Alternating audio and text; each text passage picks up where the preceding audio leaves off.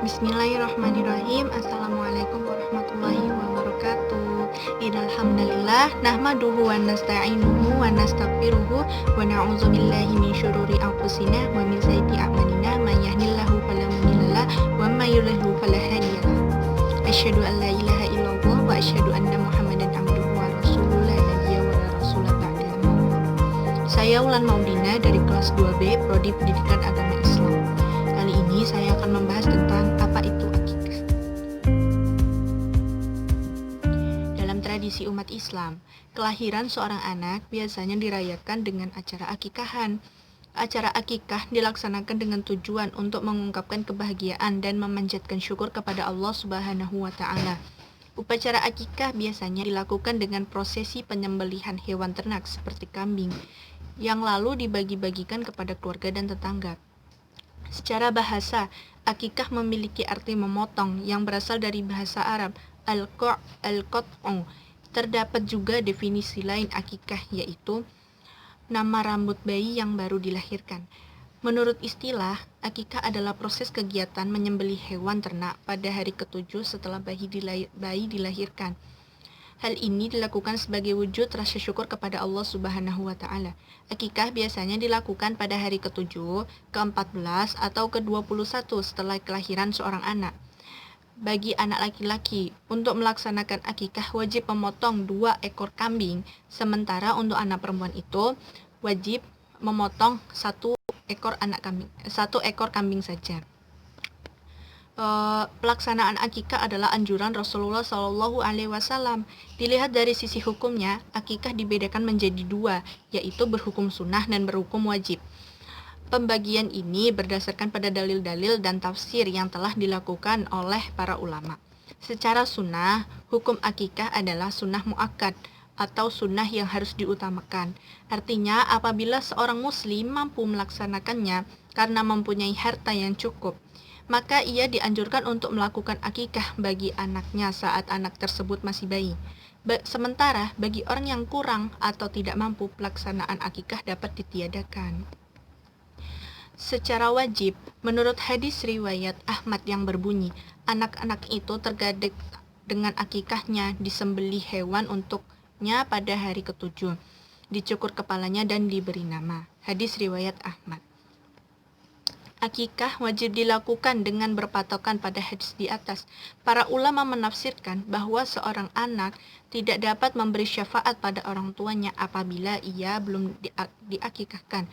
Meski demikian, pendapat ini masih kalah dengan pendapat bahwa akikah adalah sunnah sehingga ditolak oleh banyak ulama. Tata cara akikah dalam Islam. 1. Waktu yang dianjurkan untuk melaksanakan akikah. Rasulullah Shallallahu Alaihi Wasallam bersabda, Semua anak bayi tergadaikan dengan akikahnya yang pada hari ke-7-nya disembelih hewan kambing, diberi nama dan dicukur rambutnya.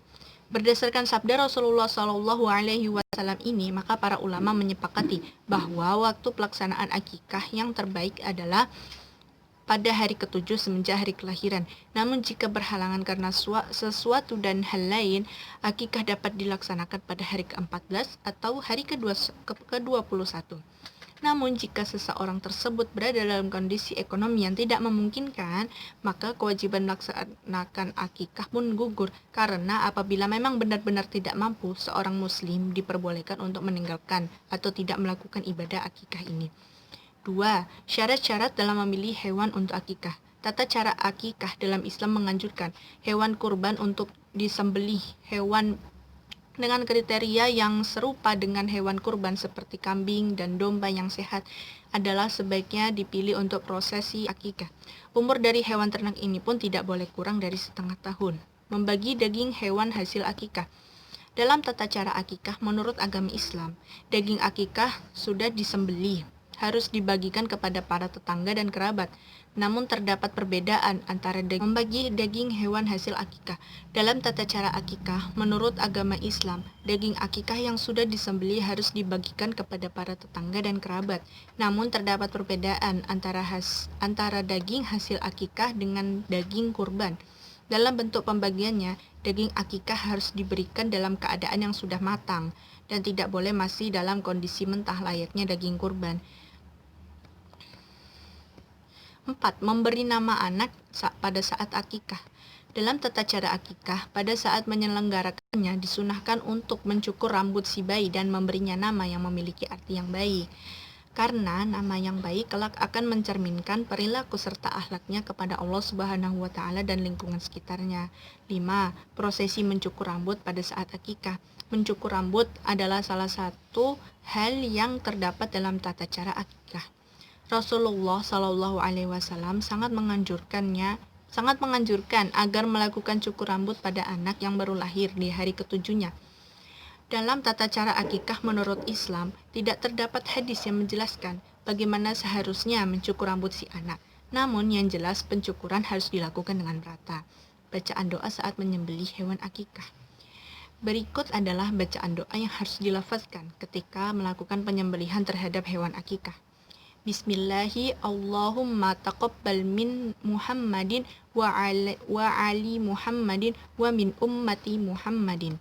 Artinya, dengan nama Allah, ya Allah, terimalah kurban dari Muhammad dan keluarga Muhammad serta dari umat Muhammad. Hadis riwayat Ahmad, Muslim, dan Abu Daud. Bacaan doa bagi bayi yang diakikahkan. Berikut ini adalah bacaan doa bagi bayi yang sedang diakikah. U'izzuka bikalimatillahi tammati min kulli syaitani wa hammah wa min kulli ainin lammah. Saya perlindungkan engkau wahai bayi dengan kalimat Allah yang prima dan dari tiap-tiap godaan syaitan serta tiap-tiap pandangan yang penuh kebencian. Sudah jelas bahwa anak adalah tanggung jawab orang tuanya, maka dengan itu prosesi akikah seorang anak menjadi tanggung jawab penuh kedua orang tuanya. Namun diperbolehkan jika nanti dalam praktiknya prosesi akikah dibiayai oleh orang selain orang tua.